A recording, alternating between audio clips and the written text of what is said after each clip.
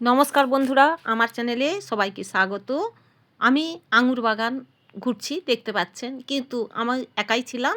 আমি কিন্তু দেখাতে পারলাম না আমার নিজেকে। কিন্তু আমার এই বাগানে ঘুরতে ঘুরতে মনে পড়ে গেল সেই ছোটোবেলা শুনেছিলাম আঙুর ফল টক। সত্যি আঙুর ফল টকের গল্পটা আমার মনে পড়ে গেল।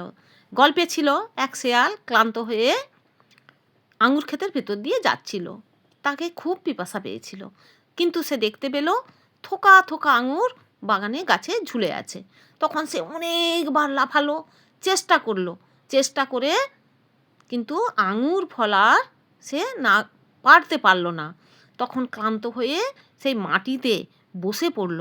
বসে সে কি করলো না, বলল, আমি এই আঙুরগুলো কখনো খাবো না। কেন? না, এগুলো টক। তাই আমরা সেই দিকেই জেনে এসেছি, সবাই বলে আঙুর ফল টক। আঙুর ফল টক নাগালের বাইরের জিনিস হলে, অপ্রাপ্য জিনিস হলেই তাকে বলে আঙুর ফল টক।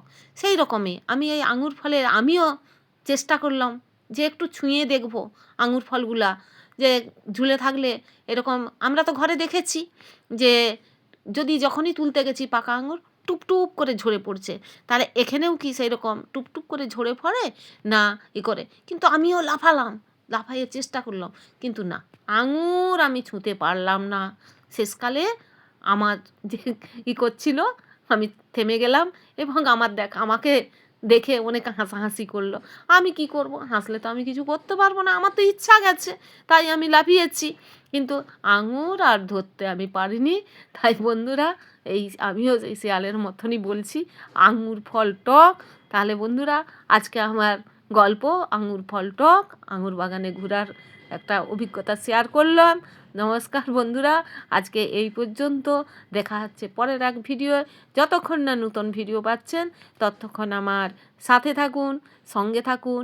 আমার ভিডিও কেমন হচ্ছে সেটা জানান এবং লাইক, শেয়ার, কমেন্ট দিয়ে আমাকে সমৃদ্ধ করুন আমাকে, এবং সাবস্ক্রাইব করুন। চ্যানেলটা সাবস্ক্রাইব করে নতুন নতুন ভিডিও পেতে সাবস্ক্রাইব করুন এবং আমাকে সুযোগ করে দেন। তাহলে বন্ধুরা, আজকে এই পর্যন্ত আমার ভিডিও আঙুর ফল টক। তাহলে টাটা, নমস্কার বন্ধুরা, আজকে এই পর্যন্ত।